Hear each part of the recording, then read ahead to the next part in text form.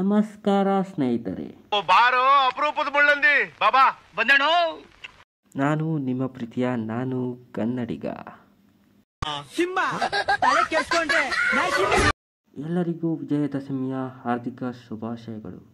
ಇವತ್ತಿನ ವಿಡಿಯೋದಲ್ಲಿ ನಾನು all India south zone kabaddi tournament ಆಡಲಿಕ್ಕೆ ಹೋಗ್ತಾ ಇದ್ದೀನಿ. ಹೋಗ್ಬೇಕಿದ್ರೆ ಮಧ್ಯಾಹ್ನ ಆಗಿತ್ತು. ಬ್ಯಾಗ್ ಎಲ್ಲ ಪ್ಯಾಕ್ ಮಾಡಿ ಹಾಸ್ಟೆಲ್ ಹುಡುಗರ ಜೊತೆ ಹಾಸ್ಟೆಲ್ಗೆ ಬಾಯ್ ಅಂತ ಹೇಳಿ ಬಸ್ಸಲ್ಲಿ ಸಿಟಿ ಬಸ್ ಸ್ಟ್ಯಾಂಡ್ಗೆ ಹೋದೆ. ನನ್ನ ದುರದೃಷ್ಟಕ್ಕೆ ಆ ದಿವಸ ವಿಜಯದಶಮಿ ಆದ್ದರಿಂದ ರಸ್ತೆ ಎಲ್ಲ ಬ್ಲಾಕ್ ಆಗಿತ್ತು. ಸೊ ರೈಲ್ವೆ ಸ್ಟೇಷನ್ಗೆ ಹೋಗಲಿಕ್ಕೆ ತುಂಬ ಕಷ್ಟ ಆಯಿತು. ಸೊ ಆಟೋ ಮಾಡಿಕೊಂಡು 250 ರೂಪಾಯಿ ಕೊಟ್ಟು ರೈಲ್ವೆ ಸ್ಟೇಷನ್ಗೆ ಹೋದೆ. ನಾನು ಹೋಗೋಕ್ಕೂ ಟ್ರೈನ್ ಬರೋಕ್ಕೂ ಸೇಮ್ ಟೈಮ್ ಆಗಿತ್ತು. ಮ್ಯಾಚ್ ಇರೋದು ಬೆಳಗಾವಿಲಿ ಆದ್ದರಿಂದ ಬಾದಾಮಿಗೆ ಟ್ರೈನ್ ಬುಕ್ ಮಾಡಿದರು. ಸೊ ನಾನು ಬರೋ ಟೈಮ್ಗೆ ಹುಡುಗರೆಲ್ಲ ಬಂದಿದ್ದರು. ಈ ಥರ ಕಾಲೇಜಿಂದ ಕಳಿಸೋ ಟೂರ್ನಮೆಂಟ್ಗಳಿಗೆ ಹೋಗುವಂಥ ಸಂತೋಷನೇ ಬೇರೆ. ಆದರೆ ಒಂದು ಬೇಜಾರು ವಿಷಯ ಅಂದರೆ ನಮ್ಮ ಹುಡುಗರು ನನಗೆ ಮರ್ಯಾದೆನೇ ಕೊಡ್ತಾ ಇರಲಿಲ್ಲ. ಅಲ್ಲ, ಸ್ವಲ್ಪ ಗೌರವ ಬಿಡವೇನೋ. ಹಾಗೆ ಸ್ವಲ್ಪ ಟೀ ಕುಡಿದ್ಬಿಟ್ಟು ಸ್ವಲ್ಪ ಹರಟೆ ಹೊಡೆದ್ಬಿಟ್ಟು ಬೆಳಿಗ್ಗೆ 4:15 ಬಾದಾಮಿಯನ್ನು ರೀಚ್ ಆದ. ನಾನು ಸ್ವಲ್ಪ ಮಾತಾಡೋದು ಕಡಿಮೆ ಆದ್ದರಿಂದ ನಿಖಿಲ್ ಅಣ್ಣ ನನ್ನನ್ನು ಮೂಗ ಅಂತ ಹೇಳಿಬಿಟ್ಟ. ನಾನು ನೆಟ್ಗಿರೋ ಮೂಗ ಅಂತಿಲ್ಲ, ಕಚ್ಚಡ ನನ್ನ ಮಗನೇ, ತೊಟ್ಟಿ ನನ್ನ ಮಗನೇ, ಬೇವರ್ಸಿ ನನ್ನ ಮಗನೇ, ಬರಲ್ಲ. ಏನ್ ಗೌರವ. ಕೊನೆಗೂ ಬಾದಾಮಿಯನ್ನು ರೀಚ್ ಆದ್ವಿ. ಟ್ರೈನ್ಗೆ ಬಾಯ್ ಹೇಳಿಬಿಟ್ಟು ರೈಲ್ವೆ ಸ್ಟೇಷನ್ನಲ್ಲಿ ಕಾಯ್ತಾ ಕೊಡ್ತೀವಿ ಬಸ್ಸಿಗೆ. ಕಾದು ಸುಸ್ತಾಗೋದ್ವಿ. ಆವಾಗ ನನಗನ್ಸಿದ್ದು, ಇದನ್ನೆಲ್ಲ ಕಣ್ಣಿಂದ ನೋಡಿ ಕಂಗಾಲ ಆಗ್ಬಿಟ್ಟಿದ್ದೀನಿ. ಬೇಕಣ್ಣ, ಈ ಲೋಪರ್ ನನ್ನ ಮಗನ ತಲೆ ಬೇಕೇ ಬೇಕು. ಕೊನೆಗೂ ಬಸ್ ಬಂತು. ಬಸ್ಸನ್ನು ಹತ್ತಿ ಹೊರಟ್ವಿ ರಾಮದುರ್ಗದ ಕಡೆ. ರಾಮದುರ್ಗ ಗೌರ್ಮೆಂಟ್ ಕಾಲೇಜಲ್ಲಿ ಮ್ಯಾಚ್ ಆಗ್ತಾ ಇದ್ದಿತ್ತು.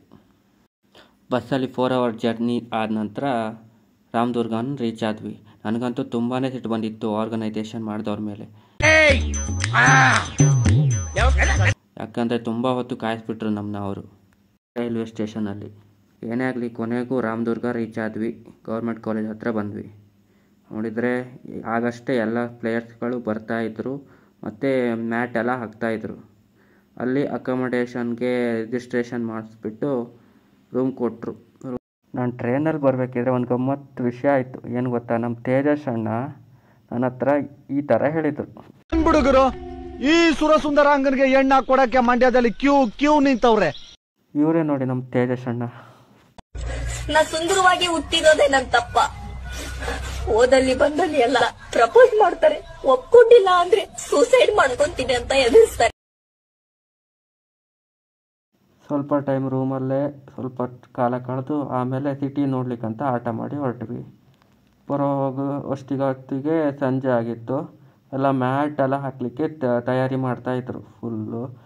ಅಲ್ಲಿ ಸ್ಟೇಜ್ ಎಲ್ಲ ಪ್ರಿಪೇರ್ ಆಗಿತ್ತು. ಸ್ಟೇಜ್ ಎಲ್ಲ ನೋಡಿಕೊಂಡು ಕೊನೆಗೆ ಊಟ ಮಾಡಿಕೊಂಡು ಹಾಗೆ ಸಂಜೆ ಅಂದರೆ ನೈಟ್ 8 ಗಂಟೆಗೆ ಸ್ವಲ್ಪ ಒಂದು ರೌಂಡ್ ಓಡಾಟ ಮಾಡ್ಕೊಂಡು ಬಂದು ಮಲ್ಕೊಂಡ್ವಿ ಎಲ್ಲ. ನಾಳೆ ಮ್ಯಾಚು ವಿನ್ ಆಗ್ತೀವಿ ಅಂತ ಅನ್ಸ್ಕೊಂಡು ಮಲ್ಕೊಂಡ್ವಿ ಎಲ್ಲ. ಕೊನೆಗೂ ಬೆಳಿಗ್ಗೆ ಆಯಿತು. ಮ್ಯಾಟೆಲ್ಲ ಹಾಕಿ ರೆಡಿ ಮಾಡಿದರು. ಎಲ್ಲರೂ ಅವ್ರವ್ರ ದಿನನಿತ್ಯ ಕೆಲಸ ಮುಗಿಸ್ಬಿಟ್ಟು ಮ್ಯಾಚ್ಗಂತ ರೆಡಿಯಾಗಿ ಬಂದರು. ಕೊನೆಗೂ ಮ್ಯಾಚ್ ಸ್ಟಾರ್ಟ್ ಆಯಿತು. ಫಸ್ಟ್ ಮ್ಯಾಚ್ ಸ್ಟಾರ್ಟ್ ಮಾಡಿದರು.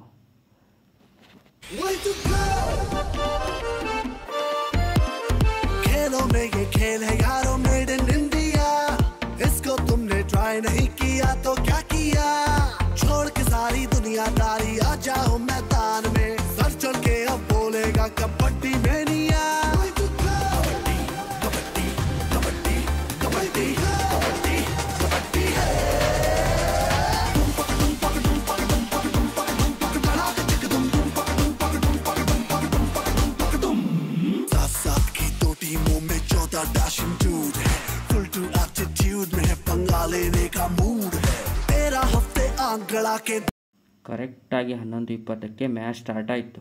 ನಮ್ಮ ಅಪೋಸಿಟ್ ಟೀಮು ಚಾಣಕ್ಯ ಯೂನಿವರ್ಸಿಟಿ ಬೆಂಗಳೂರಾಗಿತ್ತು. ನಾವು ಅವರೊಂದಿಗೆ 51-47 ಅಂದರೆ 4 ಪಾಯಿಂಟ್ ಅಂತರದಿಂದ ಸೋತ್ವಿ.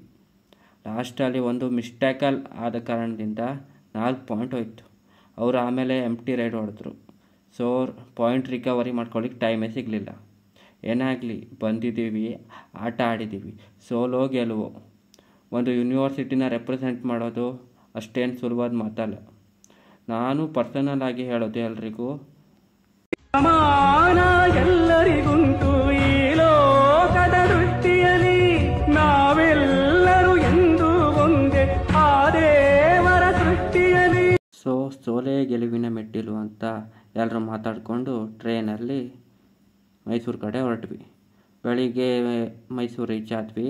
ಹಾಗೆ ಬೆಳಿಗ್ಗೆ ತಿಂಡಿ ತಿಂದ್ಬಿಟ್ಟು ಅವರವ್ರ ಮನೆ ಕಡೆ ಎಲ್ಲ ಹೊರಟರು. ಸ್ನೇಹಿತರೆ, ಇದಾಗಿತ್ತು ಇವತ್ತಿನ ವಿಡಿಯೋ. ತುಂಬ ದಿನ ಆಗಿತ್ತು ಲಾಗ್ ಮಾಡಿದೆ, ಏನು ಮಾಡಲಿ ಟೈಮೇ ಇಲ್ಲ. ವಿಡಿಯೋ ಇಷ್ಟ ಆಗಿದ್ದರೆ ಲೈಕ್ ಮಾಡಿ, ಹಾಗೆ ಸಬ್ಸ್ಕ್ರೈಬ್ ಮಾಡಿ. Thank you.